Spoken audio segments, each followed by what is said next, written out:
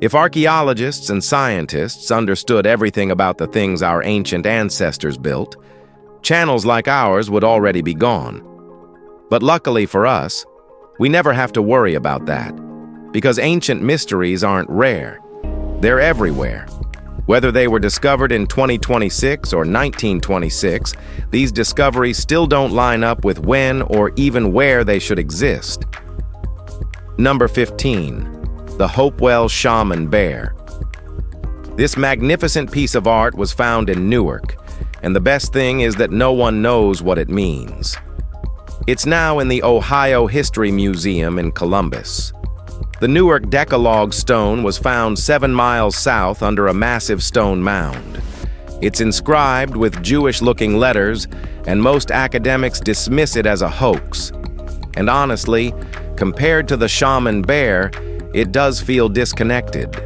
Still, both are carved from stone, in nearly the same size, and both show a figure with one bent arm and the other raised, almost identical to a statue of Baal from Ugarit.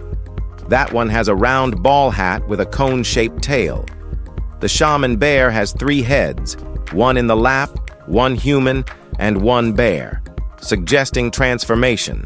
One becomes 2. Bear shows up as an animal, as bear, and as bearing. There's a comet near the upside-down head's ear, and the hand shows a 2 and 3. It all points somewhere, but no one's pinned it down. Yet. Number 14. The Peralta Stones. There's something oddly strange about the Peralta Stones.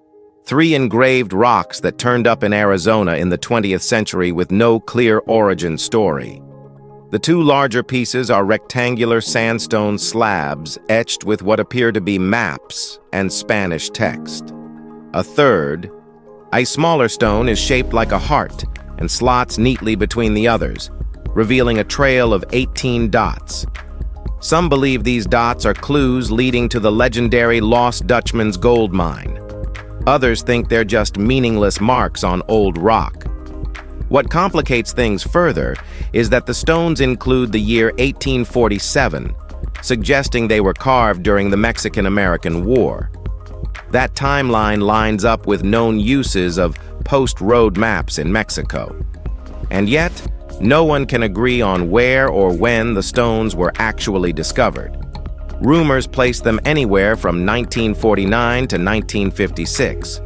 Whether it's a hoax or a real treasure map, these stones refuse to explain themselves.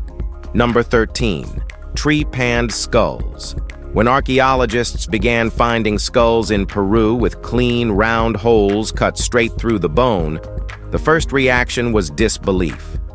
But as more were uncovered, a clear pattern formed. These weren't injuries or damage from tools or rocks.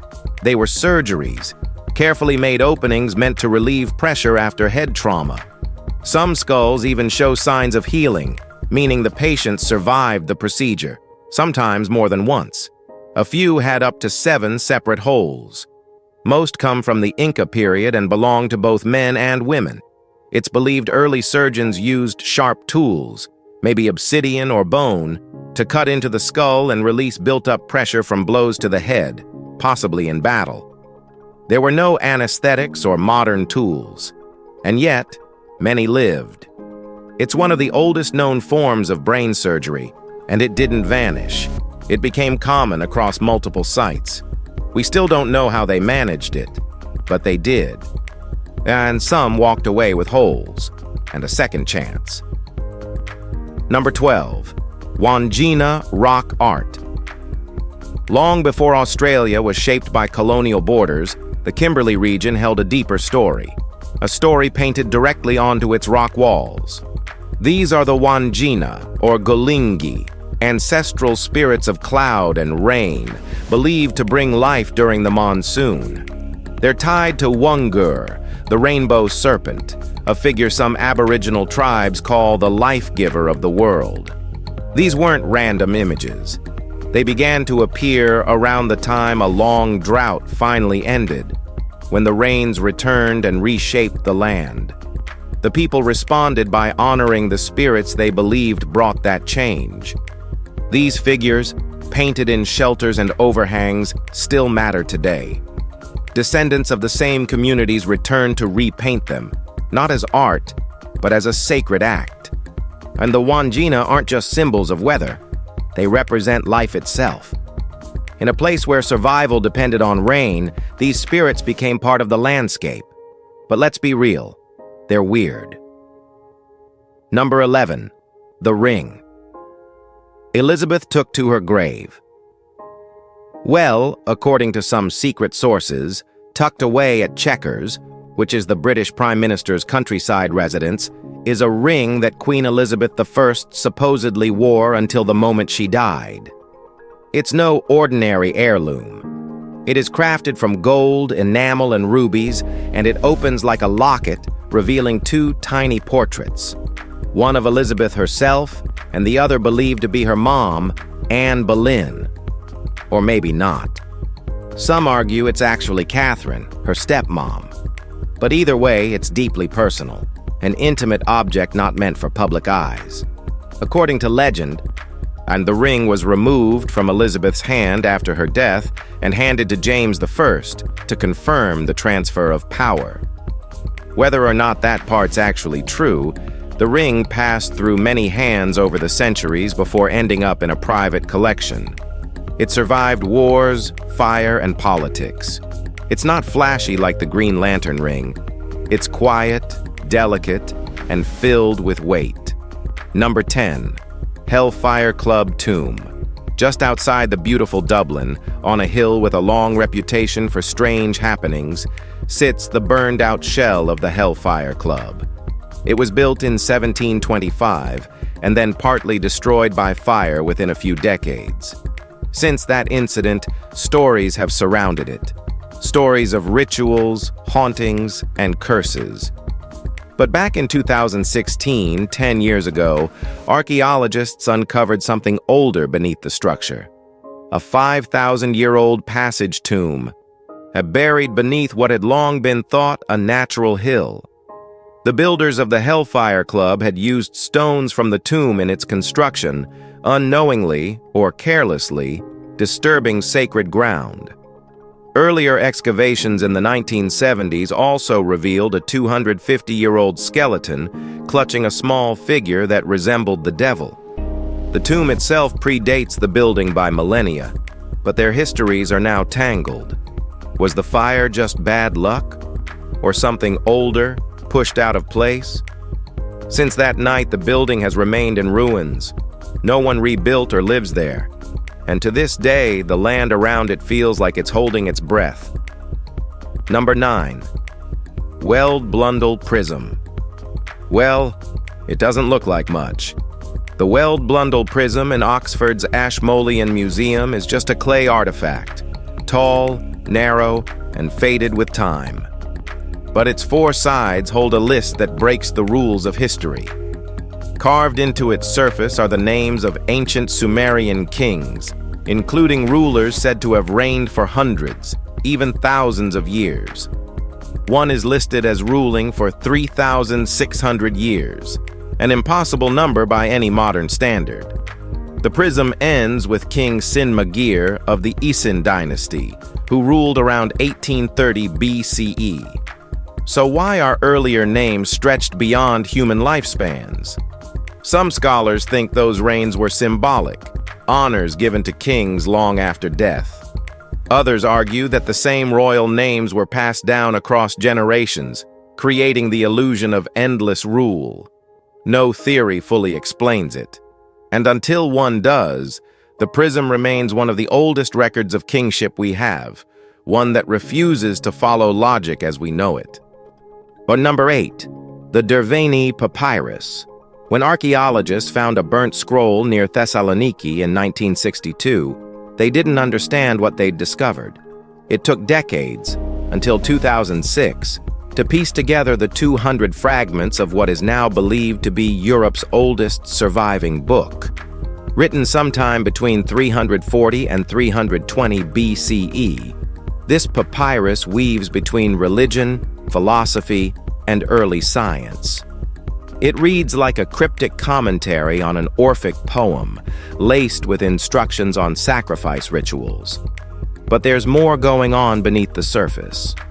Some scholars believe it was written during a period when logic and faith clashed violently, and this papyrus might have been an attempt to reconcile them. Theories about its author range from the poet Diagoras of Melos to the elusive Euthyphron of Pythos. Either way, it survived fire, time, and oblivion. That it even exists is a miracle. That it speaks to questions we still ask about gods, death, and knowledge is something deeper. Number 7. Balanced rock in North Salem. In the town of North Salem, there's a rock that doesn't fit. A massive granite boulder, nearly 60 tons, rests neatly on a set of 5 smaller stones, as if it was placed there on purpose. The larger rock isn't from this area. Geologists say glaciers may have moved it here during the Ice Age, but even they admit the final placement feels oddly intentional. It balances too cleanly. It sits too still. Local legends credit ancient druids, though no real connection exists. The truth is, no one knows who saw this spot, brought the stone, and left it like this. The site has been studied, measured, and debated for centuries. Graffiti carved into its base dates back to the 1700s. And everyone who visits sees something different: a natural accident, sacred monument, or forgotten engineering. But what no one sees is a clear answer. That rock has been holding its place for thousands of years, and somehow it still leaves people unsure whether they found it or it found them. Number 6. Beads inside clamshells. Well, now this one is actually brain-bending. While clams were ordinary, the beads inside them weren't. Since 2010, people in Sarasota County have found tiny glass-like beads nestled inside fossilized clamshells, an oddity no one could explain at first.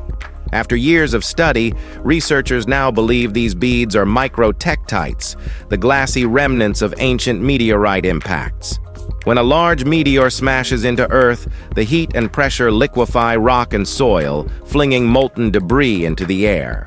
And these droplets cool mid-flight and rain down like bullets, sometimes winding up in the strangest places. Finding them trapped inside clamshells, however, is bizarre. There's no visible crater in the region, but then again, 2 million years is a long time to erase evidence. So far, over 80 of these beads have been unearthed, mostly near an old quarry. Whether they fell into open shells or ended up sealed by time or humans, nobody's sure. Number 5. Stone circles in the Gobi Desert. Out in China's Gobi Desert, where wind strips the land down to its bones, archaeologists have found something that doesn't belong: ancient stone circles, placed in a harsh landscape. First identified in 2003, these rings don't appear random. Some researchers believe they were part of a sun-worshipping culture, and while others point to their eerie resemblance to ritual sacrifice sites in neighboring Mongolia. A few stones match layouts found where human remains were found, hinting at darker ceremonies. What makes them more mysterious is the material itself. It didn't come from the Gobi. The stones were brought in, purposefully arranged, and left behind in perfect form, surviving centuries of sand and weather. No one knows exactly how old they are, but early estimates say several thousand years. These weren't just markers or boundaries. The placement, scale, and eerie similarity to sacrificial grounds suggest these circles once played a serious ceremonial role, one we're only beginning to understand, and not without unease. Number 4. Shuang Dun pottery face. Back in 1985, a dig in Shuang Dun village uncovered more than 600 pottery fragments. Most of them ordinary vessels now kept at the Anhui Bengbu Museum. One piece wasn't ordinary at all. It was a small clay face, likely female, shaped with a softness that doesn't match anything else from the site. Carbon dating placed it around 7,300 years old. Nothing in the collection resembles it.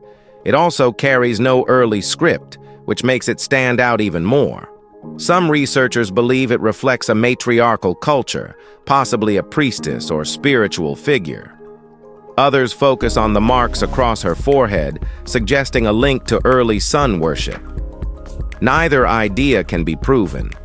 What remains is a face that feels intentional, not decorative. Someone wanted this expression to be remembered.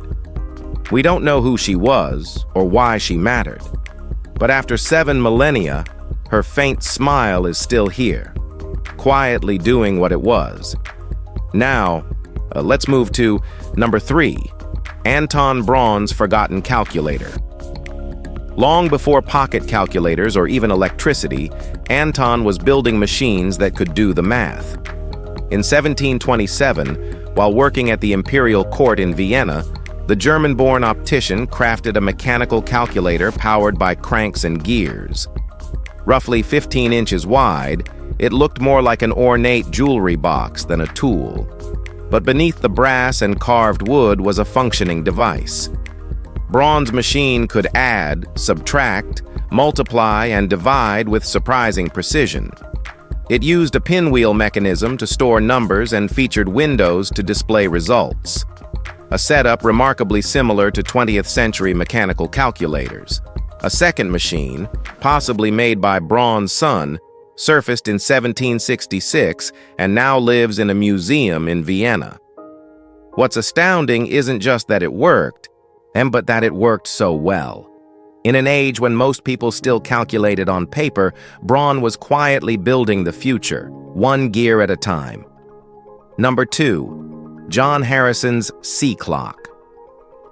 Back when ships regularly vanished into the sea, not from storms, but from poor navigation, John quietly changed the world with gears and springs.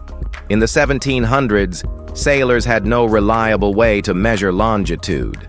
Latitude was easy, but longitude required knowing the exact time back home while being thousands of miles away. Harrison, a self-taught clockmaker, figured it out. He didn't just build a timepiece, he engineered a lifeline. His H4 marine chronometer was the first clock that kept near-perfect time on rolling waves and humid decks. It didn't rust, it didn't skip, and because of that, it didn't let sailors die lost at sea. And the British government promised a fortune to anyone who solved the longitude problem. Harrison gave them the answer, but they made him wait most of his life for the reward. Still, he never quit. He kept perfecting, building, and adjusting. When people look at maps now, they rarely think of him, but they should. Number 1, the bull statues in the lake. When a heat wave dried up a lake in Karnataka in 2019, it exposed more than parched soil. It revealed history carved in stone. 2 massive Nandi statues, weathered but intact, emerged from the cracked earth. Nandi, the sacred bull of the Hindu god Shiva, is often found near temples. But here, there was no temple. Elders in the nearby village remembered them from decades ago before the water swallowed them. Experts say the statues likely date back to the 16th or 17th century, carved from soapstone during the post-Vijayanagara period. The odd thing is that they were never finished. Their surfaces show incomplete detailing, suggesting the work was interrupted. Why such elaborate carvings would be left behind, especially ones weighing several tons, is anyone's guess. Some hope they marked the ruins of a lost temple, but excavations turned up nothing. The lake dried up, but the mystery stayed soaked in silence. If you've enjoyed this video, be sure to like and subscribe. Take care, and we'll see you soon.